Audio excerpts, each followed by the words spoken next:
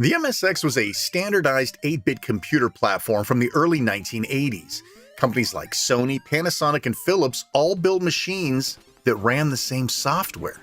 Sounds like a pipe dream, doesn't it? It was a big deal in Japan, Europe, South America, but it never really caught on in the United States. Go figure. A couple of years later, the MSX2 arrived. Better graphics, more colors, and more memory. Your old games still worked, but newer titles could take advantage of all that extra horsepower. Today, I'm going to get MSX emulation running under ESDE and EmuDeck in just a few minutes and hook you up with dozens of games to get you started. Stick around. Let's go into the fun world. Hi everyone, Shane R. Monroe here. As with so many of my tutorials, we'll head over to the desktop mode first. Once there, we're going to start by downloading my helper pack. It can be pretty confusing getting all the BIOS files for the MSX series, etc., and I'm going to make your life super easy. Go to the archive.org link in the description below. Save it to your downloads folder, making sure the zip extension is preserved. It is tiny and should only take a minute or two to download, if that. Now open up Dolphin File Manager and navigate to your downloads. Right-click and extract the zip file, deleting the original archive. Let's keep things clean.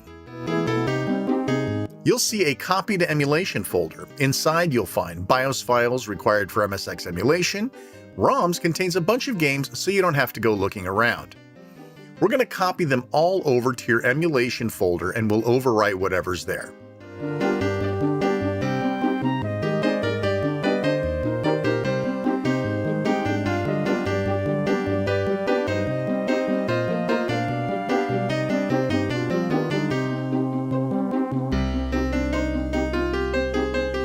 Poof, we are done.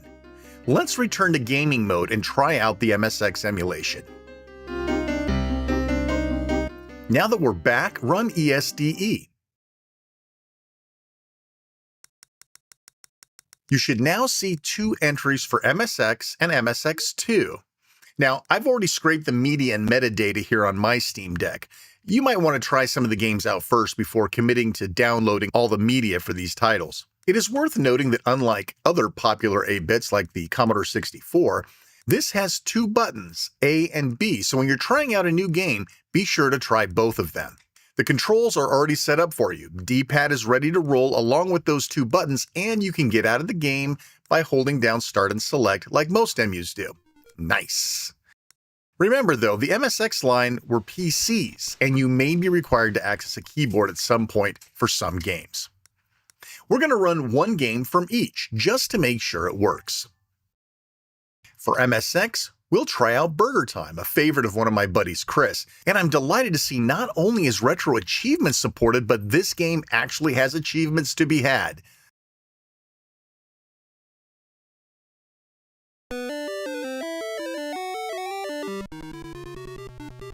Hey, this looks pretty good for an 8-bit machine, right?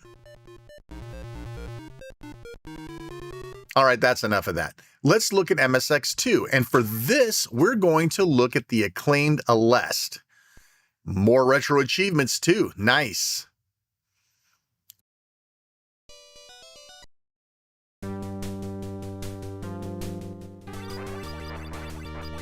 Wow, quite the bullet hell shooter. Not normally my jam, but this is pretty impressive.